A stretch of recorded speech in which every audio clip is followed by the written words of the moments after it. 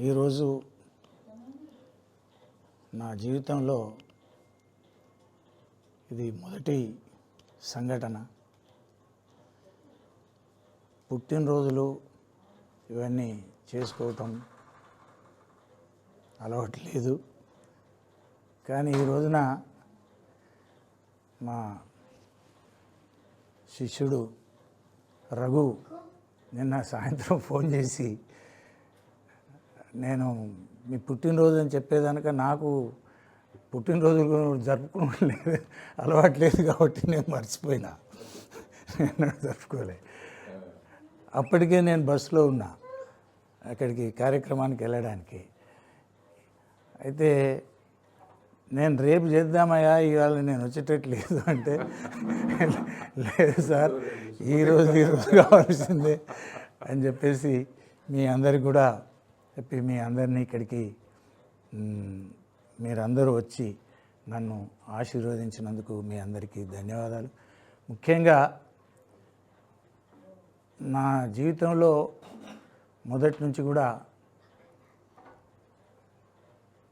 సంఘ ఆర్ఎస్ఎస్ యొక్క భావజాలాలు మా అన్నయ్య, నాకంటే పెద్ద అన్న విద్యాసాగర్ రావు గారు, వారు మొత్తం జీవితమే పెళ్లి చేసుకోకుండా రాష్ట్రీయ స్వయం సేవక సంఘ ప్రచారకగా డిగ్రీ అయినాక జాబులు వచ్చినా పోకుండా వారు ప్రచారకు వెళ్ళిపోయినారు. దాదాపు 40 సంవత్సరాలు ప్రచారకగానే వారి యొక్క జీవితం గడిపారు. ఇప్పుడున్న మోడీ గారు, దత్తాత్రేయ గారు, కిషన్ రెడ్డి గారు అట్లాంటి వాళ్ళు మోడీ గారితో కలిసి పనిచేసినారు. కానీ వారు అనారోగ్యం వల్ల 15 సంవత్సరాల క్రితం పరంపదించారు. వారి యొక్క స్ఫూర్తితోనే నేను కూడా రాష్ట్రీయ స్వయం సేవక సంఘ ట్రైనింగ్ అయిన తర్వాత ఏదో ఒకటి చేయాలి కాబట్టి శిశు మందిర్లో నేను ఉద్యోగంలో చేరాను.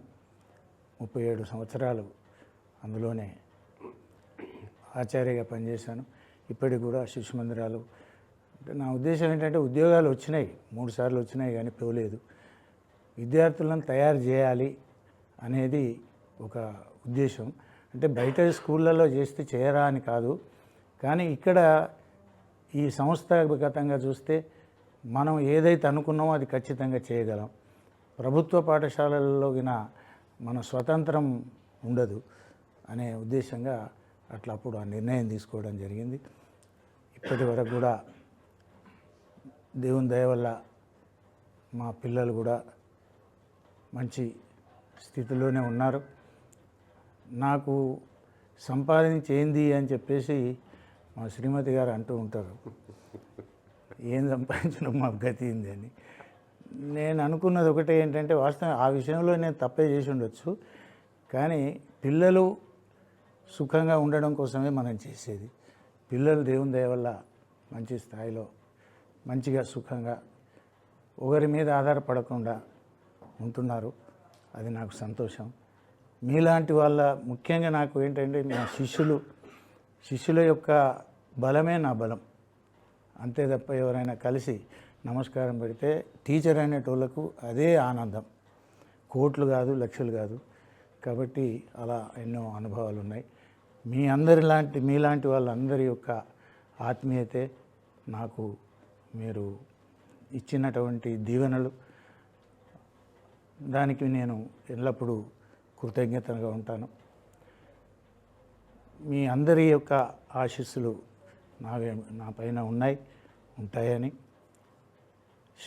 నేను కోరుకునేది ఒకటే, డబ్బు కాదు కానీ పోయేదానిక శారీరకంగా మంచిగా ఉండాలనేదే నా కోరిక.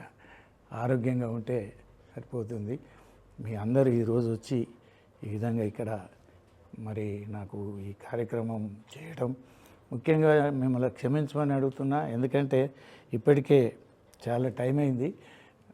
కారణం ఏంటంటే, ఇవాళ నేను విద్యాసాగరరావు గారు, మేము 1976లో సత్యాగ్రహం చేశాం.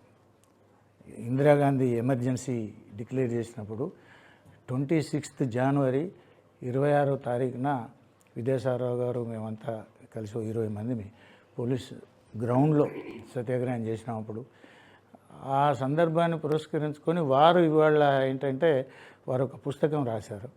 దాని ఇనాగ్రేషన్ అని, దాని యొక్క ఆవిష్కరణ అని, అది ఈ ఉనికి అనే పేరు మీద ఒక పుస్తకాన్ని వారు చేయడం జరిగింది. అయితే అందులో ముఖ్యంగా ఏంటంటే ఆయన నేను ఒకటే బ్యాచ్, చాలా బ్యాచెస్ ఒక 200 మందిని చేసినాము, కానీ మా బ్యాచ్లో మాత్రం నేను ఆయన 20 మంది ఉన్నాం. వారు ప్రత్యేకంగా ఫోన్ చేసి రమ్మన్నారు. ఇవాళ ముఖ్యమంత్రి గారి చేతుల మీదుగా ఇవాళ ఆవిష్కరణ జరిగింది. అది తొందరగా అయిపోతే వద్దామని అనుకున్నా. సభలో 3 గవర్నర్లు వచ్చారు, దత్తాత్రేయ గారు, మిగతా వాళ్ళు, తర్వాత చాలామంది వచ్చారు, మినిస్టర్లు, వీళ్ళందరూ వచ్చారు. అందులో ఇవాళ చూసిన సభ అనిపించింది ఏంటంటే ఇటు బీజేపీ వాళ్ళు ఉన్నారు, అటు కాంగ్రెస్ వాళ్ళు ఉన్నారు. మేము చేసిందేమో ఇందిరాగాంధీకి వ్యతిరేకంగా, కానీ విషయం అది తీయలేదు. కాకపోతే విద్యాసాగరరావు గారికి ఉన్నటువంటి ఆ యొక్క సన్నిహితత్వం, వారు మొదటి నుంచి రాజకీయంలో ఉన్నారు. వారి మొదటి నుంచి కూడా నాకు, వారు లాయర్గా అక్కడ చేరినప్పటి నుంచి నాకు బాగా సన్నిహితం. వారి సతీమణి కూడా నా క్లాస్మేటు, పోతే వాళ్ళు మొదటి నుంచి కూడా ఉన్నారు. వాళ్ళ ఆ సభ చూసిన తర్వాత ఆఖరు రేవంత్ రెడ్డి గారు కూడా చెప్పింది ఏంటంటే అందరం కలిసి ఉందాం దేశం కోసం. పార్టీలు ఏమైనా ఉండొచ్చు, ఏదైనా కార్యక్రమాలు కావచ్చు. విద్యాసాగరరావు గారు చెప్పింది అంటే, దత్తాత్రేయ గారు చెప్పింది, చాలామంది పెద్ద పెద్ద వాళ్ళందరూ వచ్చారు. అయితే వాళ్ళంతా మాట్లాడే వరకు లేట్ అయింది. ఇవాళ బస్సులు దొరకలేదు. గంట సేపు నేను బస్ స్టాండ్లో ఉన్నా, దానివల్ల లేట్ అయింది. దయచేసి అన్యదా భావించొద్దని కోరుతున్నాను.